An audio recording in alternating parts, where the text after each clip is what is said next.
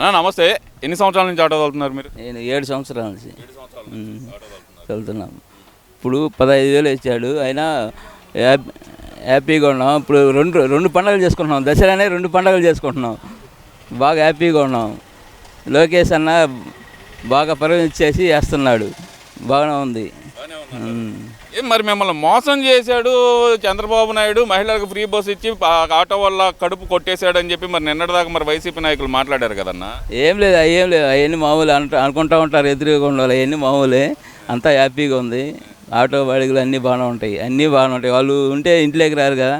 హ్యాపీగా ఉంది. ఇబ్బంది ఏం లేదు. అన్న గత 5 సంవత్సరాల్లో మరి మీకు 7 సంవత్సరాల నుంచి ఆటో తోలుతా అన్నారు. మరి గత 5 సంవత్సరాల్లో మరి జగన్మోహన్ రెడ్డి వేసిన ఆటో డ్రైవర్ల పథకం వర్తించింది అప్పుడు మీకు? మరి అప్పుడు తెలిసింది. అప్పుడు 10,000, ఇప్పుడు 15,000.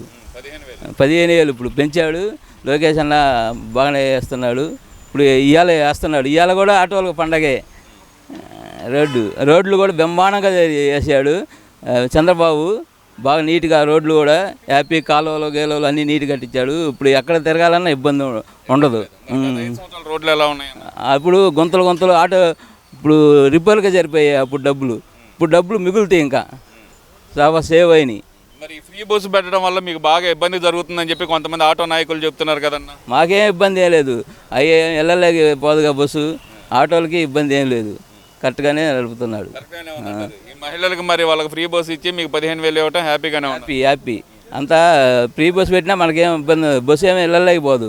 ఆటో ఎక్కాల్సిందే, ఇంట్లో దిగాల్సిందే. వీటికి వాటికి అసలు ఏ సంబంధం లేదు. మరి గడిచిన 5 సంవత్సరాల పరిపాలనకి ఇప్పుడు ఈ 15 నెలల పరిపాలనకి మీరు గమనించిన తేడాలు ఏమున్నాయన్న? రోడ్లు గిడ్లు కాలువలు అన్నీ నీట్గా చేస్తున్నాడు. ఇబ్బంది ఏం లేదు. బాగా బ్రహ్మాండంగా చేస్తున్నాడు. చంద్రబాబు అన్న మూడు కుటుంబాలు అన్నట్టుగా బాగా బ్రహ్మాండంగా ఆనందంగా ఉంటున్నారు.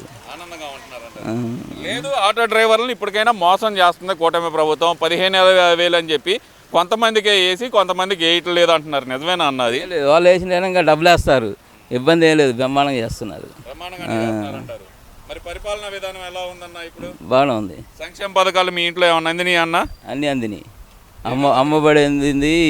ఆటో ఇద్దరు 30,000 పడ్డాయి. 30,000 కదే కదా. 2 ఏళ్ళు నొక్కేసాడంట కదా లోకేష్, జేబులోకి వేసుకున్నాడంట కదా. ఏం లేదు. అంత బ్రహ్మాండంగా ఇంట్లోకి వాడుకున్నాము. ఫీజు కట్టేసాము. అంతా హ్యాపీగా ఉన్నాము. ఇప్పుడు ఏం ఇబ్బంది లేదు. గతంలో ఎంతమందికి పడింది అన్న మీకు? గతంలో ఒకరికే 12,000 పడ్డాయి. 12,000 15,000 అని చెప్పి 10,000 పడ్డాయి. 12,000 అని 2,000. ఇబ్బంది ఏం లేదు.